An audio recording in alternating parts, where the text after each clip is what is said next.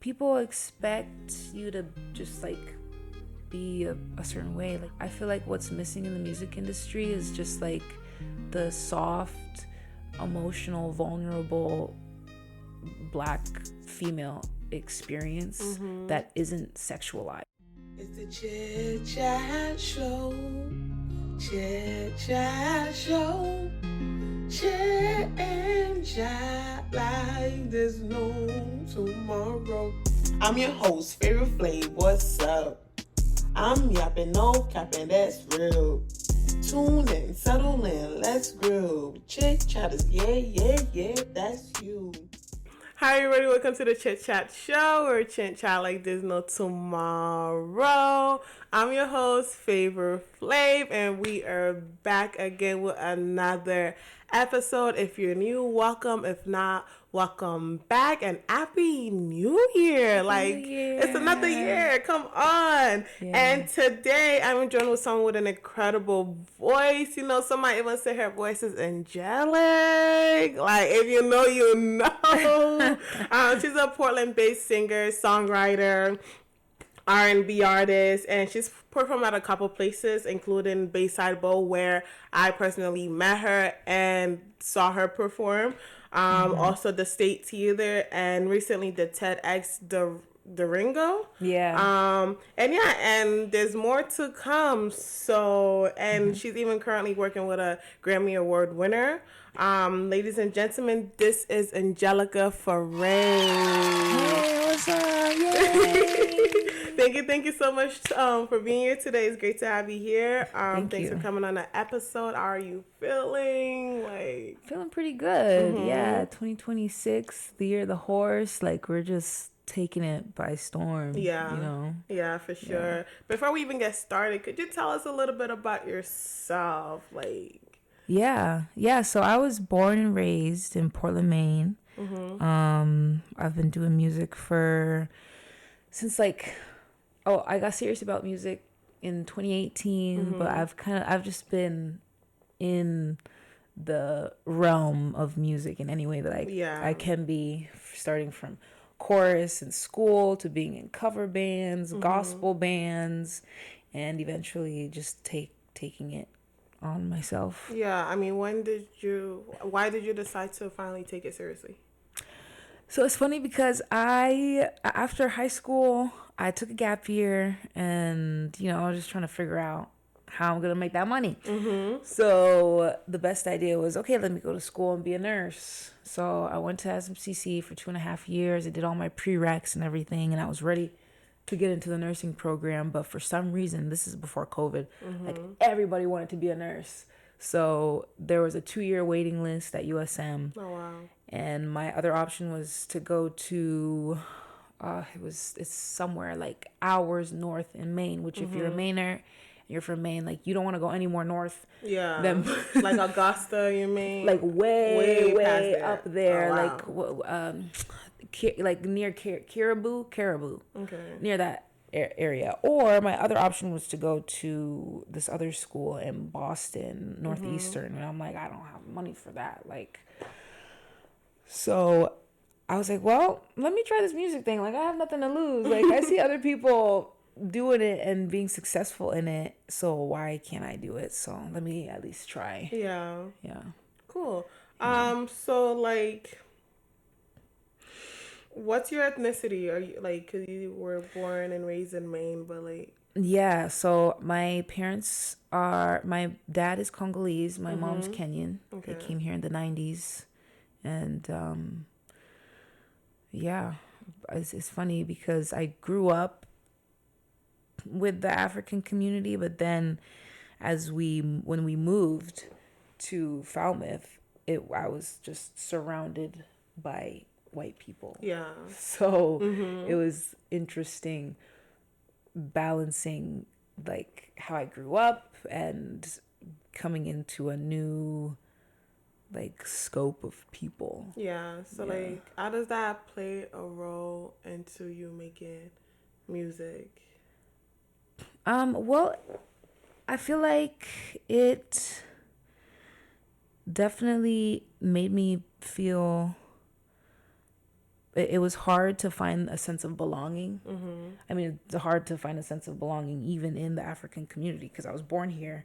I don't really know the language. Yeah, that's right. I don't know mine either. Yeah, I don't know the language. Like, I do everything else. I listen to the music, and I'm hip with the people, and I love the fashion, I love the culture and all that stuff. But like, I grew up here, like I'm an American. So it's just always been hard to find that sense of belonging, and especially moving to Falmouth, which is like a predominantly white, financially, like, what's the word? They're financially abundant area, and I'm kind of the opposite of that. It just amplified that's like sense of yearning and wanting to belong somewhere, which is my music. That's where I find my belonging in creating music and just trying to share what am I trying to say? Trying to give voice to those that like don't feel like they have one. Yeah.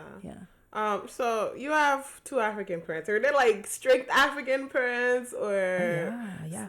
I mean, that my dad's a little unconventional.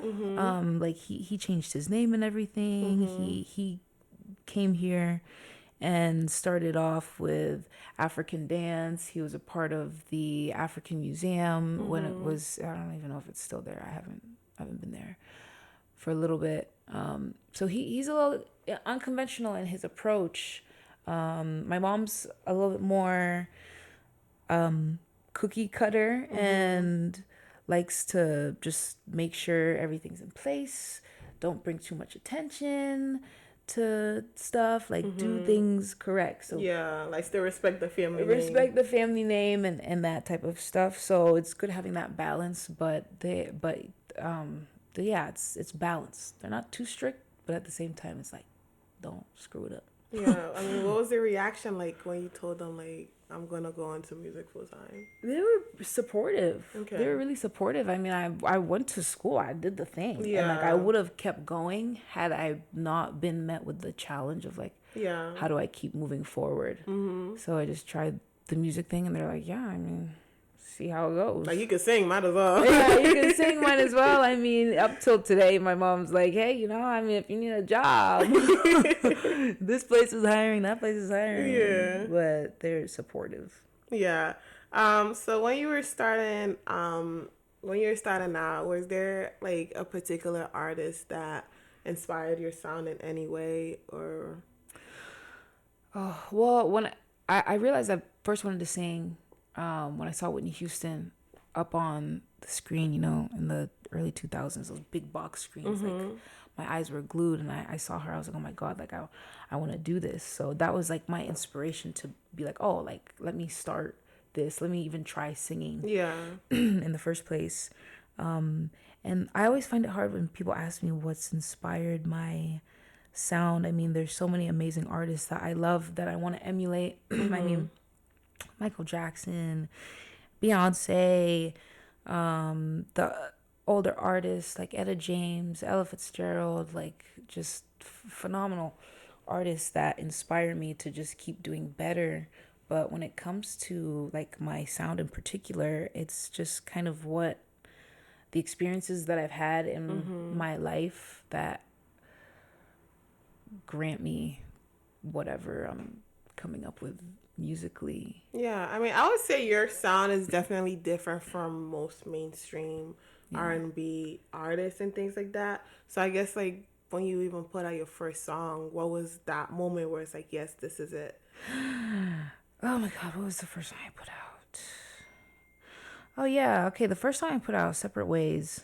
I was just trying to get music out there, like those first couple of songs that I put out, that was me like discovering like my voice and like my songwriting and just figuring out like what even my sound was. Yeah. So like now I'm like, wow, why did I put that song out first? But at the time I'm like, yeah, like I made a song, like it has a verse, it has a chorus and another verse, and like it's done. So like, let me put it out. Yeah. So like, what does music mean to you personally?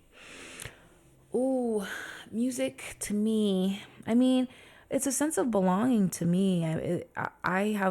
I'm better singing than I am talking, and I don't really express myself so much just like verbally. So music gives me that opportunity to express myself. Yeah. And like if people don't know how I'm feeling or how I'm doing, like just listen to my music or like ask me to play you something, and Yeah. that's you get insight on the world that's going on.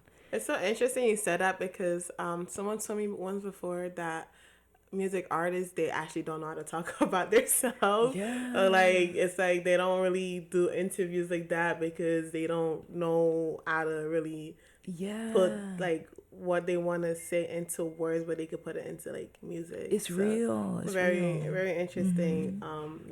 You said that. Mm-hmm. So you've been singing now for over 5 years. Like you've been taking it serious for over 5 years. You like you did your 2.5 years, didn't go back. What challenges did you face in the early stages?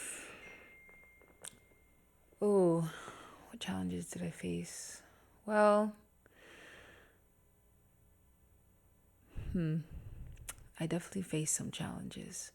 I mean, I guess collaborating with people was challenging because especially when you're starting off, like when I was starting off, I didn't really know what I was doing, and I didn't know the way of conduct Yeah. when working with other people, because they want to sometimes people want to work with you not necessarily to expand your vision, but to like use my voice, for example. And so when I'm trying to express or trying to create something that I can't, that like, I'm not a professional at, Yeah. and I find someone that's like, oh, like maybe you can help me with this. They're like, yeah, I'll totally help you with this, but at the same time, like maybe we can just do something totally different. Or one of the challenges, which I feel like a lot of artists go through, they is demoitis, which like I'll bring a demo to somebody and then they'll just like switch it up or something, which is, so that's like one challenge. Another challenge is like working with people that like don't necessarily want to pay you or that like want to use your time and like just like kind of like waste your time. Yeah. Really, like I know there was some people that are like, oh, like can you sing on this thing for me or can you sing on that thing for me, and so I'll sing on that thing for them and like they don't do anything with it or like they don't compensate me for my time, or like it was just like a one and done type of thing, which now I know how to approach that a little better. Yeah. But those are some of the challenges that Time is valuable, yeah. time is very valuable. Okay? It's not free. So music is now your income, correct? Yes.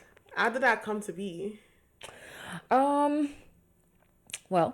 a lot of my income comes from performing. That's a lot of it, really. I mean, now in the music industry, it's all different.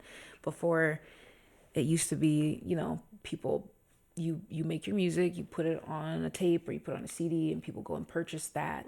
But now it's different because like streaming platforms and stuff, like you make like less than a penny for every stream that you get. So like the streaming is, unless you get like a bunch of streams, which like I'm not there yet, but One day. one day, we're making our way Yeah. up there. But yeah, a lot of it comes from performing, and now I'm just looking at different avenues for different ways to receive money, merch, sync placements, and also just like services, working with other people that need my services, whether it's songwriting or singing, stuff like that.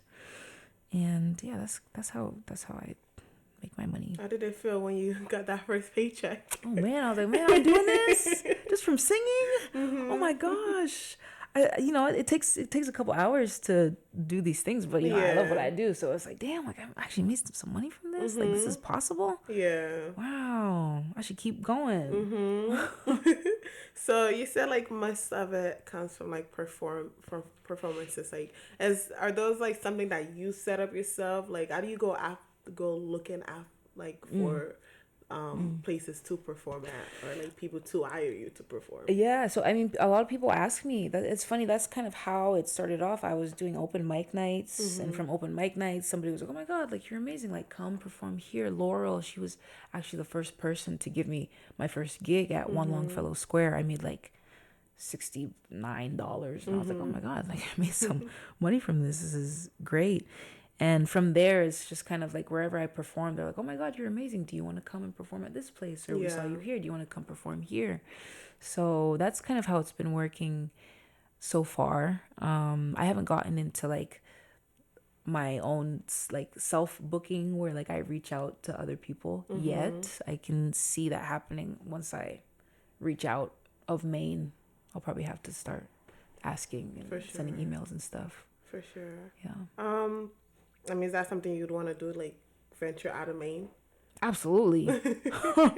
Yes, that's the goal. Where would you go? Mr. Worldwide. I mean, all national, you know, take over the U.S. I mean, from here, it's kind of, you know, if I can make it regionally, you know, so just focus on New England and go from there. And then hopefully, you know, worldwide, that would really be a dream come true. You see yourself moving out of Maine? I don't know. I mean, I'm like down to move, but at the same time, it's like all my family's here. I have a son.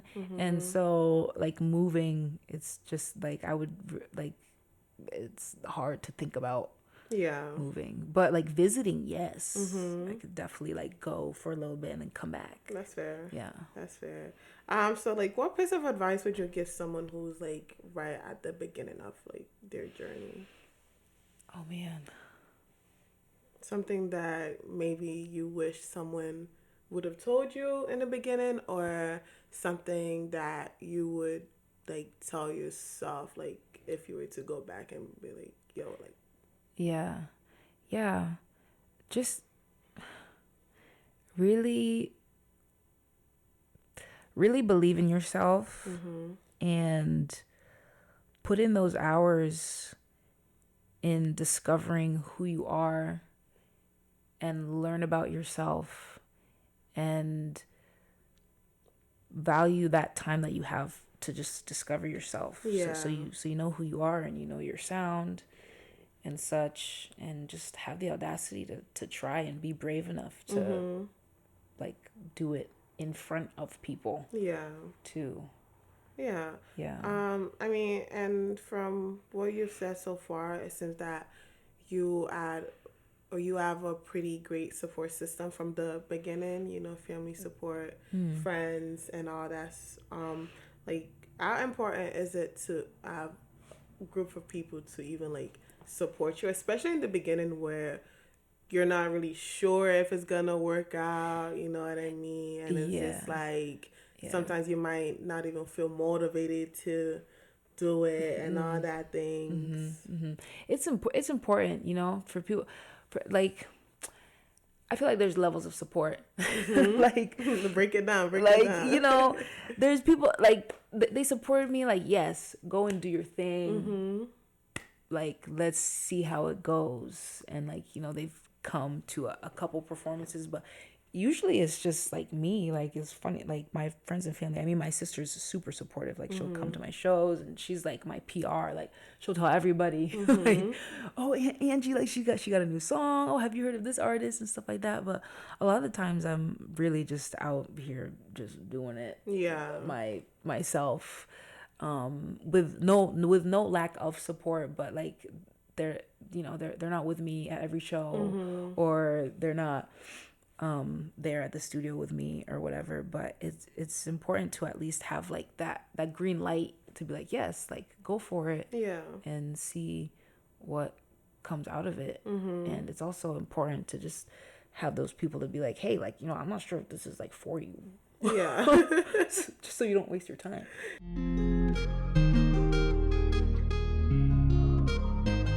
Your recent EP, The X-Files. Can you tell us about that? How did that come to be?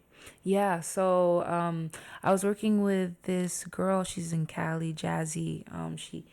She opened up a company called No Conformity, and I was just trying to get serious about my music stuff, because like I just feel like I wasn't really given it all that I could get. So I was working with her, and she was helping me release Getaway.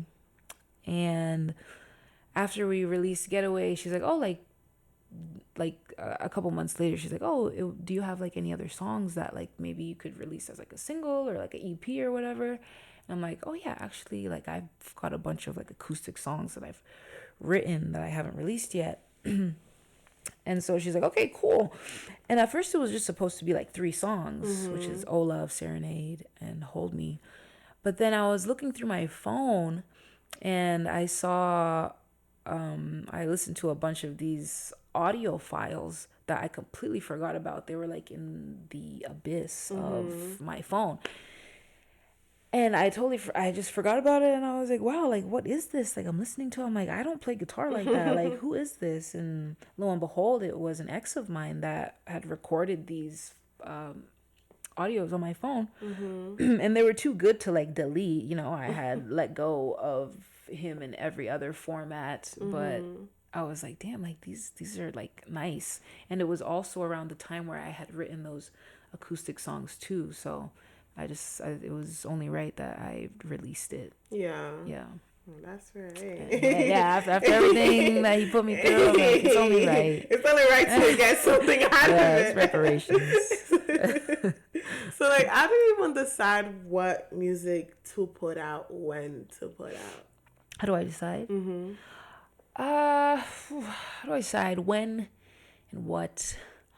Well, there's some songs that, like, they're just fire. You know, there's some songs that are just like, yes, like, this sticks. Like, this is, not every song is a hit, but, like, it's either just, like, really catchy or it's just really good. Or sometimes it's just like, hey, I made 10 songs and with all those 10 songs, like, let's just put them all out. Yeah.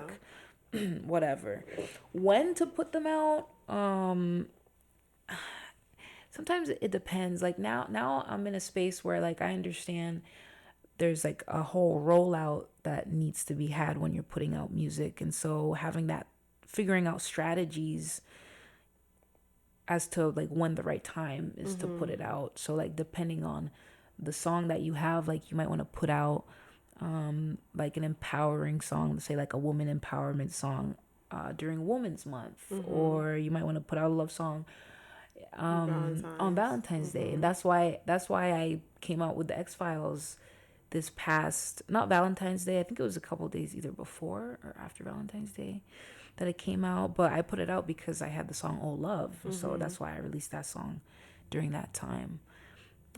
But it all depends on like strategy, rollout, and like what the intention is that you want from this release to guide you on when to put it out. Yeah, I know like a lot of artists, like there's like a whole bunch of music just piled up, but not a lot of music are out. You know what I mean? Absolutely. Why? I don't know. I don't know. You know, sometimes like the songs just aren't done. Like sometimes they're not done. Sometimes they're demos. That's really all that I can think of. Or sometimes it's just like they just don't have, maybe they want to, you know, do everything the right way. Have the rollout, have the strategy, have the pics, have the music video, all that stuff. And it just like doesn't line up. Sometimes you just don't have money for it to put it out. And sometimes people just don't know how to put it out. Yeah. Or sometimes maybe like the artist doesn't even have the files themselves. Maybe it's with the engineer. Maybe they can't get access to it. So everybody has their own reasons. But for me personally, like I definitely do have a lot of music. And now it went from like I have so much music I haven't put it out, or like I'm not putting it out, to like, okay, I have so much music, I gotta put it out now because I gotta build this catalog for people to listen to. Yeah. I mean, how many unreleased songs do you have? So now I have quite a few unreleased songs right now. I mean, some like I feel like half of them are demos, which is why they aren't out now, and half is like they're about to come out now. I've been working with Dave Gutter these past couple months, and we've written a bunch of songs, so they're not out yet, but now we're in the process of like finalizing them, mixing and mastering them, seeing Yeah. like what needs more work or not, and they'll eventually Yeah. come to the surface. What song would you say right now of yours that is currently your favorite one? Oh, my favorite. That's released? Mm-hmm.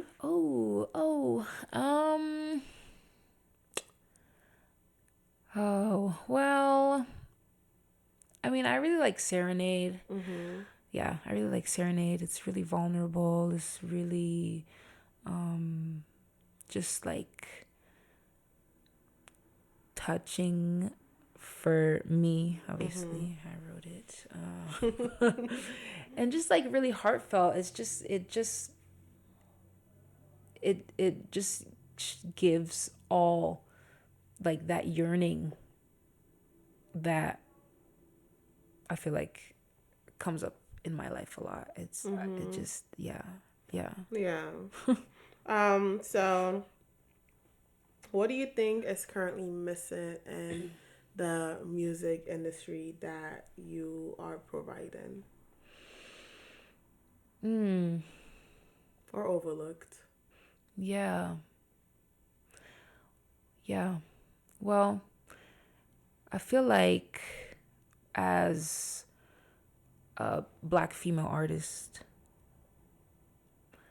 there's maybe either like an expectation or like, yeah, people expect you to just like be a certain way. Like one example I have is Summer Walker. So, which maybe these are all her decisions, but I'm not sure. But when she first came out, like some of her stuff was acoustic. It was acoustic and vocals, and like I love that direction. Some of her earlier work, like that direction, was just so authentic. I felt like to who she was, and just like real to who she was. Yeah. And as she's progressed, like I see how it's transformed into like more of like a trap R&B style, which is all good and well. Yeah. But I don't know if I like buy it entirely. I don't know if like that's the direction she would have wanted to go herself. Yeah. I feel like what's missing in the music industry is just like the soft, emotional, vulnerable Black female experience that isn't sexualized. Yeah. That like we can just like have feelings and just like be, Yeah. alternative. I agree with that. Yeah. I agree with that because like almost every R&B song is about love or romance or like. But I'm just like, yo, what about depression? Yo? Right. No, yes. Like, what about the feelings that aren't necessarily about another dude? Yeah, Or like that feeling where it's like, is the bills gonna get paid today? yeah, exactly. Like, exactly. yeah, definitely. I agree with that 100%. So, with one of your songs, you're like, why is life so serious? Yeah. Getaway, right? That's the name of the song. So, did you end up finding your favorite getaway spot? Ooh, favorite getaway spot. Man. Honestly, my favorite getaway is just like me by myself with some music or like me playing guitar, like singing. My favorite getaway spot is just me being crazy when nobody's looking. Yeah. Like I'm the type of person that like talks to themselves, and like I have a whole world in my head, so just like scenarios that just like play out. That's true. I'm like I look like a crazy person. No, honestly, I get that. I play a scenario in my head. I'm like, why am I close to tears right now? Literally, This thing even happened. it's not even real. So that's like one getaway spot. But when it comes to like a place, oh man, I mean, I really want to go back to Kenya. Yeah. I'm not gonna lie. Yeah, I'd say that's like one of my getaway spots right there. You've only been, what, one time, two times? I've been twice, Okay. but I was there like 3 years ago. Which is just amazing. Just a Yeah. whole different vibe from here. Fire. Yeah. You've been working with Dave Goddard. How did that even happen? Like, did you reach out? Did he reach out? Like, That's a good question. I was thinking about that the other day. I'm like, how did we even like, cross paths? how do we even cross paths? Yeah. So my so my beloved DJ Matt Perry, he's just so good. He gets along with nearly everybody. And somehow he ended up working at Dave Gutter's studio because he works with the Rigometrics a lot, and they were in the studio, and so somehow they brought him in. And if it's Dave Gutter's studio, so Dave is there a lot of the time. Yeah. And we just started like slowly doing stuff. Like we would do sessions and Dave was there, or I mean I've also played with him at like Army Fest and seen him in passing and stuff. But yeah, we would be doing sessions at the studio and he would be there, or he would be passing through. And it's funny because he would have like little troubles with his computer, and like Matt's a super tech dude, so he would help him with his like computer stuff, or he would help him just like route things in the studio or whatever.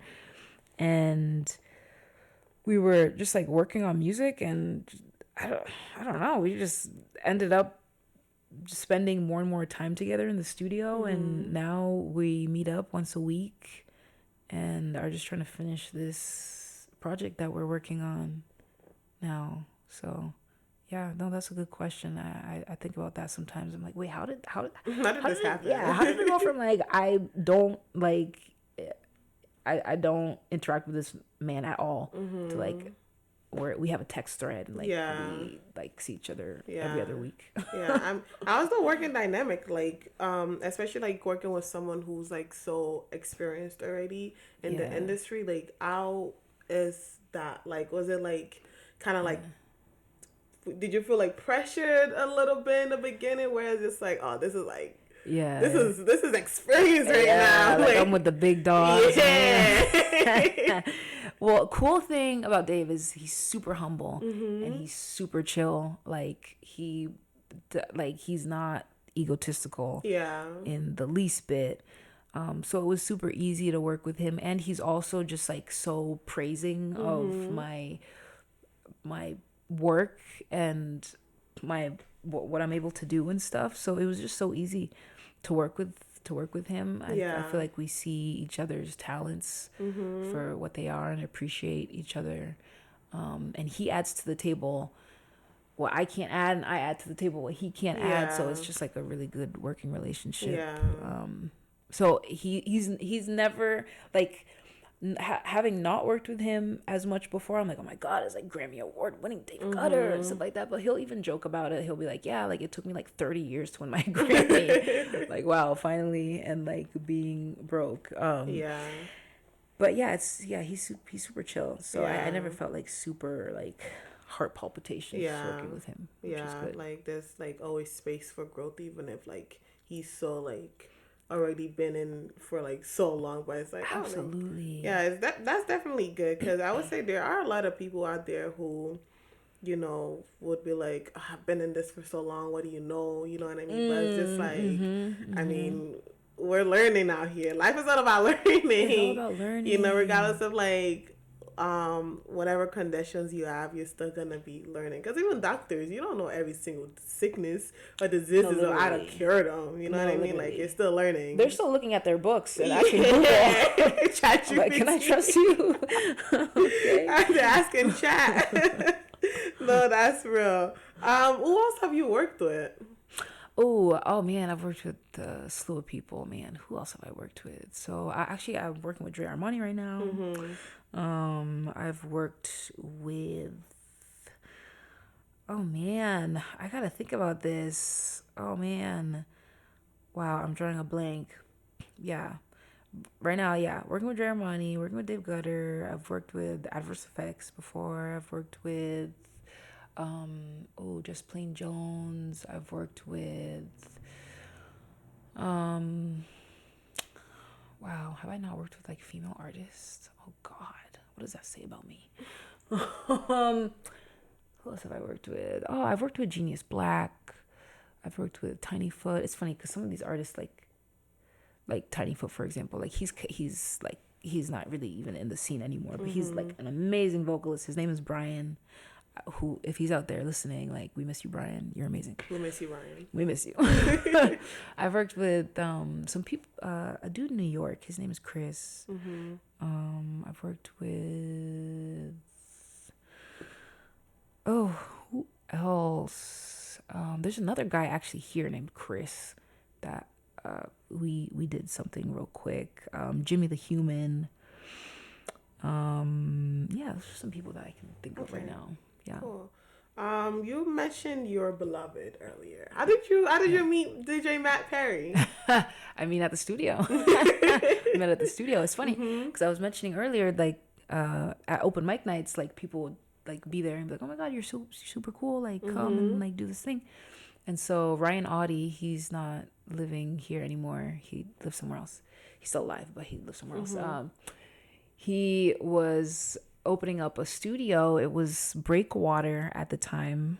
And he's like, "Oh, you should come to the studio and like check it out and like maybe record." This is like incubation, like they're building the studio.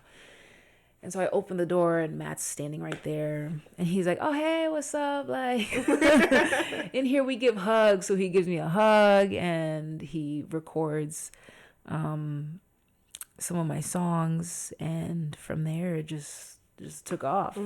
Yeah. Have you ever written a song about him? Yeah. Is it out? No, it's in my Logic files. It's a demo. Yeah. Yeah. I mean, I was like balancing like a work relationship with like a romantic relationship. It's tough, man. Like... It's tough.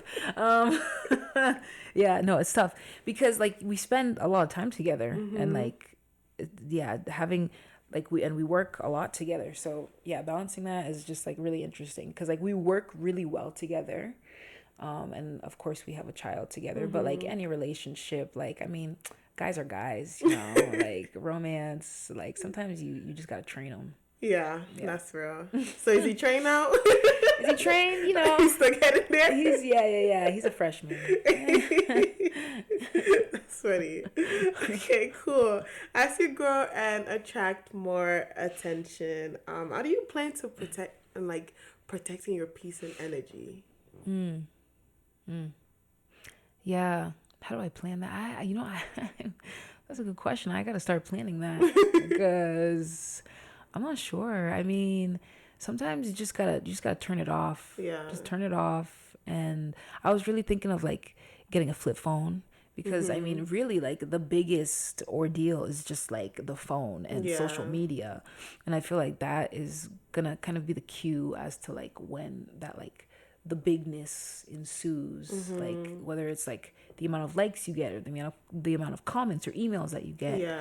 And so it's just gonna have to be like I do this from this hour to this hour and the rest of these hours like it's cut off. Definitely. I mean, social media can be very toxic. It's really toxic. You know, especially like when hate comments starts, you know, because it's kind of it's inevitable. It's bound to like happen, to be honest, but obviously it's like it's not even like personal, but it's so easy to take it personal because like these people don't even know you and they won't even show you their face. Yeah, you know, these people don't know you, but it's so easy to like let that get to you in a way. Absolutely. You know. Yeah. So but yeah, I mean, definitely like peace, energy, that's something that is like kind of hard to plan. But I mean, what do you do right now to like protect your peace and energy? Honestly, I was just gonna say like I wanna know what Beyonce's peace energy plan is because like the way that she is just like I feel like she doesn't even like read the comments because the amount of things that people say about her and like she's still like, doesn't respond back. She still doesn't even respond. Like it's she's just focused. But even like right now, like honestly, I just to protect my peace, like is just being off my phone. Yeah, being off my phone, being with my family, or just doing other things that I love. Like I love fashion. I love writing. I love just creating anything, dancing, stuff like that. That helped me get peace. Cooking, being outside, just being off the phone. That's really like, because like, how are people doing it back in the day when they didn't have like a phone? I mean, I guess it's like tabloids, newspapers. I mean, they went to people's house. They were around people. Yeah, no, they went to people's house. They were around people. Not even like a coming. People just show up and knock at your door.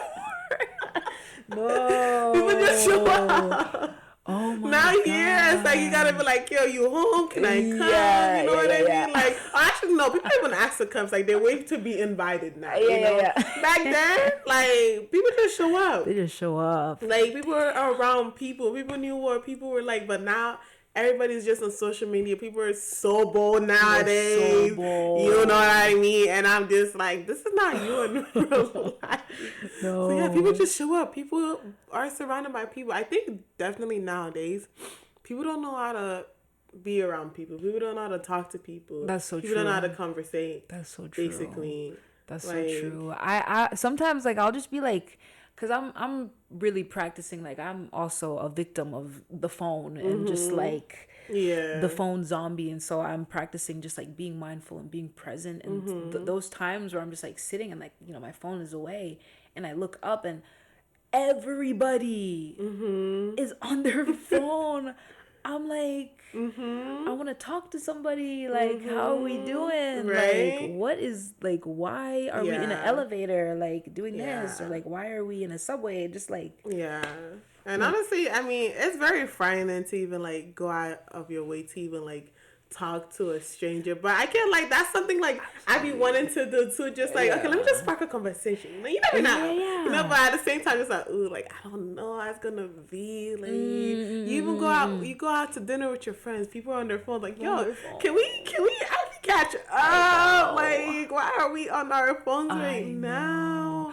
I went to this little, like, house event. It's called Hearth. And the premise of the thing is, like, so people sit around in a group and they have little prompts. So they'll ask a question like, what brings you belonging? Or like, what, you know, what's like, who's changed your life in the last year or whatever. And so after asking that prompt, there's a space of silence before somebody responds. And so somebody will say something and then it's silence until the next person says something. And it's not even necessarily like responding to what that person said or even like a conversation, but it's just like people like share and then it's like silence and then somebody else shares and then silence, or like somebody doesn't even have to share.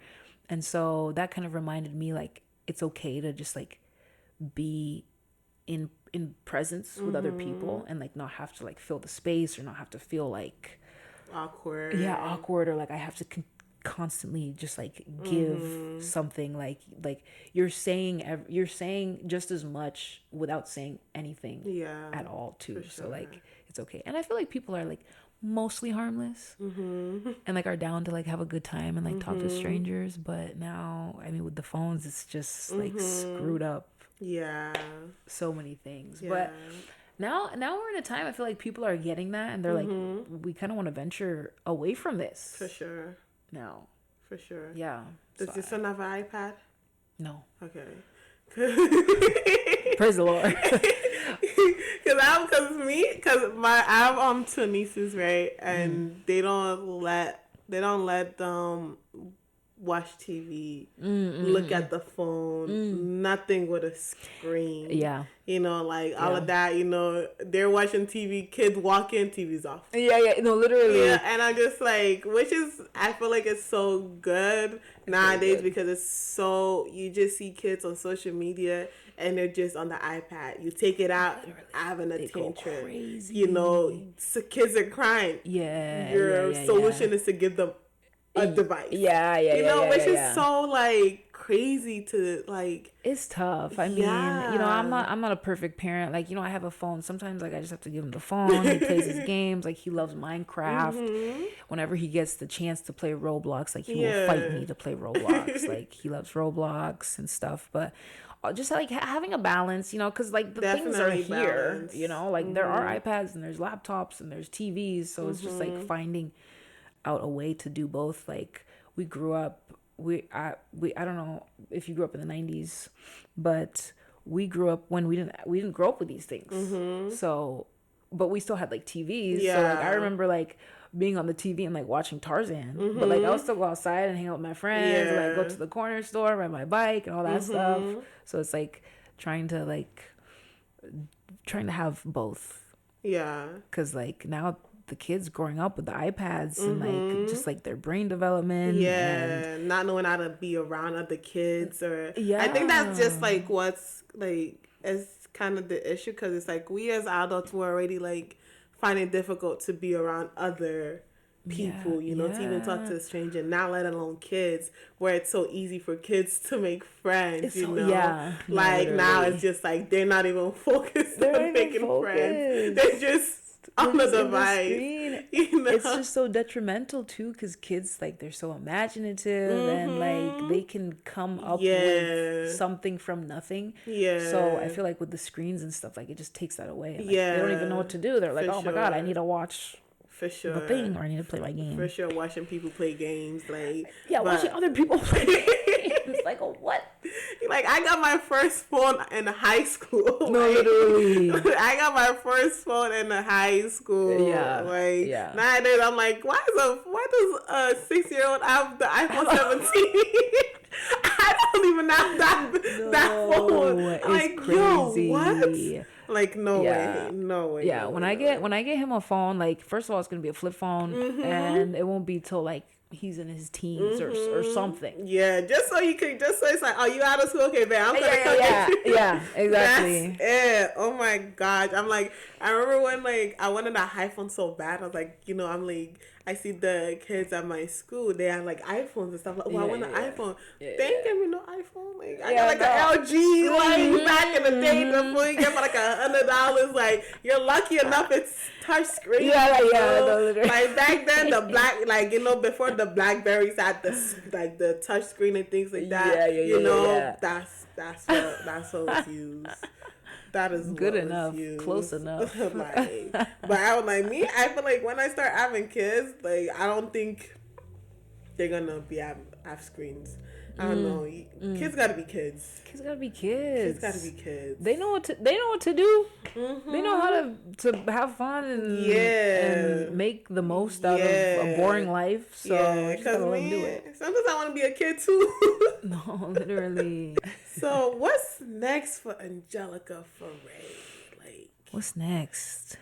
Where do you see yourself in the next few years? Oh man, well, I am, continually discovering myself and just solidifying who I am as a person, making sure, I got my brand on point and such. But like I was saying earlier, just like taking the music thing seriously. Before, like, having started off, I didn't realize the business aspect to it. I just wanted to sing and dance and like just like play my music and have fun. But it's like there's more to it. Yeah. Like, oh, I want to make this my livelihood. Like I can't just like I can't just do this for fun. Like this isn't a passion project. So these next couple of years is just focusing on making myself accessible and discoverable, having different services and opportunities for people to receive me and be a part of my world, and solidifying this world that I have and bringing the inside out so people can like fully experience me. Yeah. So your name, Angelikah Fahray, is that like your first name, middle name, last name? It's my first and last name. Okay. Yeah. Period. Yeah.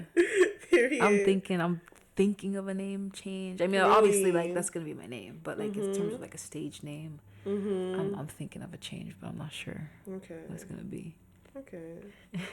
So don't be surprised. If, you know, you go on Spotify and Angelikah Fahray. Yeah, It's not just she's not there.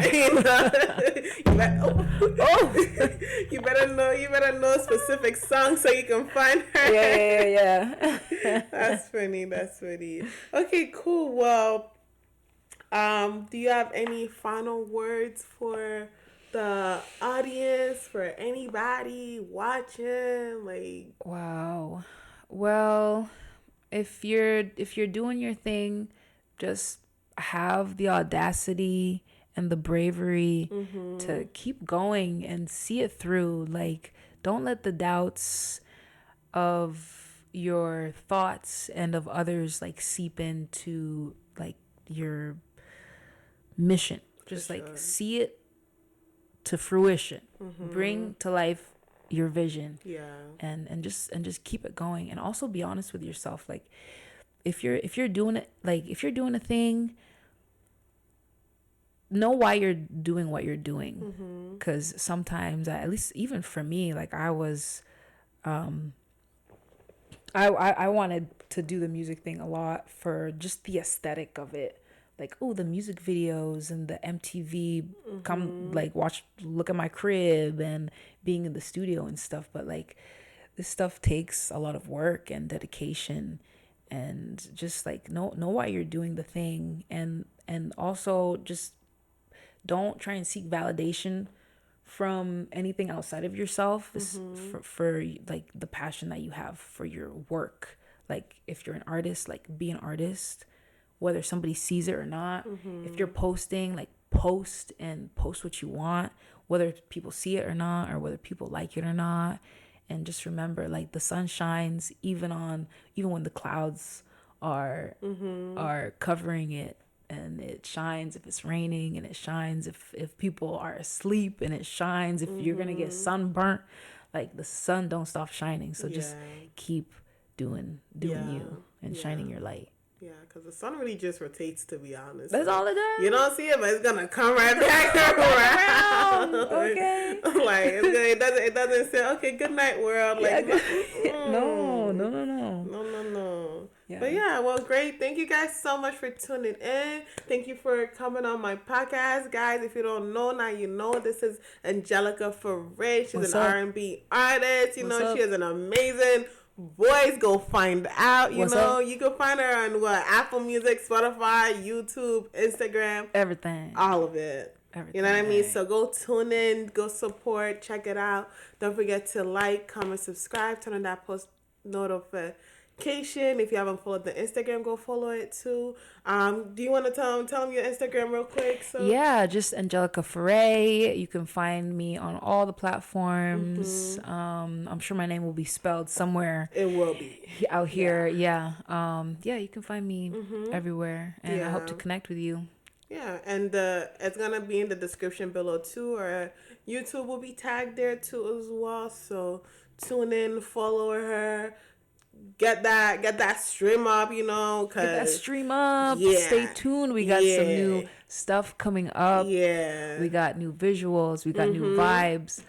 Fun stuff. Yeah, and very soon she's gonna be a Grammy Award winner. We're getting there. So, you know, you want to tap in early. Before. Do you want to be in the beginning, or do you want and day one to be in the beginning? You know, that's how you make the most money. You know, when that's right.